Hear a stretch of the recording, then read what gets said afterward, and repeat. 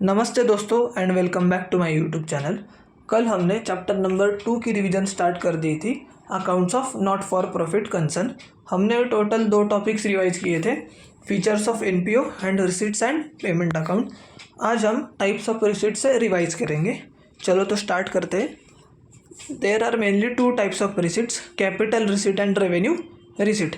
Capital receipt means which is non-recurring in nature and not forming a part of regular flow of income of a concern. Capital receipt का मतलब क्या होता है? जो income day to day operation से नहीं मिलता उसको बोलते हैं capital receipts. It is non recurring in nature, मतलब ये इनकम बार बार जनरेट नहीं होता. And then revenue receipts, receipts which are recurring in nature and represent regular flow of income. Revenue जो रिसीट्स है वो हमारे एनपीओ का एक regular flow of income generate करता है. तो कैपिटल रिसीट हम बैलेंस शीट में रिकॉर्ड करते हैं एंड रेवेन्यू रिसीट्स हम इनकम एंड एक्सपेंडिचर में रिकॉर्ड करते हैं. देन नेक्स्ट जो आज का टॉपिक है हमारा, types of payments. Capital expenditure shown on asset side and revenue expenditure record to income and expenditure account. Capital expenditure होगा तो एसेट साइड में रिकॉर्ड करेंगे, रेवेन्यू एक्सपेंडिचर होगा तो इनकम एंड एक्सपेंडिचर में रिकॉर्ड करेंगे. And deferred revenue expenditure, deferred revenue expenditure का best example मतलब एडवर्टाइजमेंट. तो हम देखेंगे अभी कैपिटल एक्सपेंडिचर का मीनिंग क्या होता है. It is non recurring expenditure, मतलब हम बार बार खर्चा नहीं करते.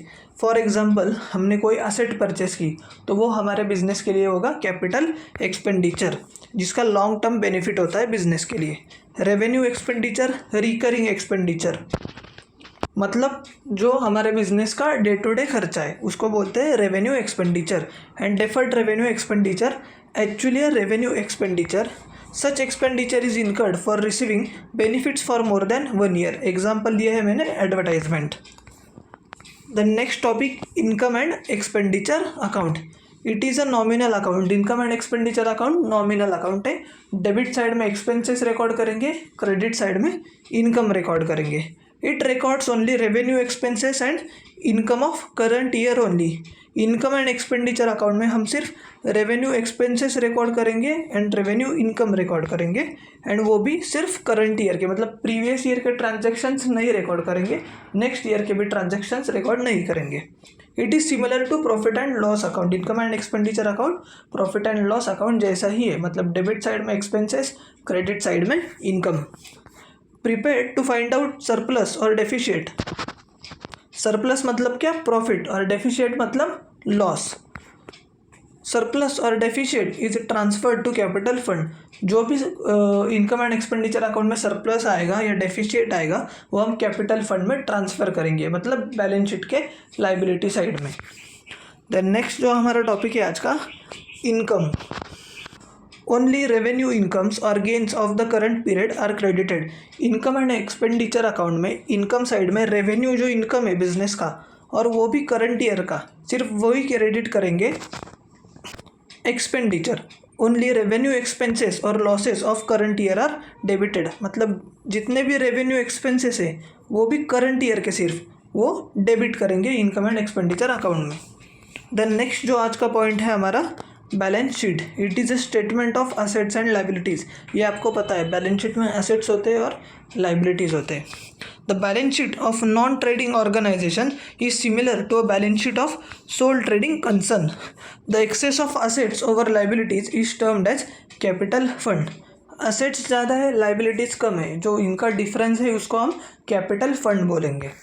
The opening balance of capital fund is not known. It can be ascertained as the balancing figure by preparing opening balance sheet.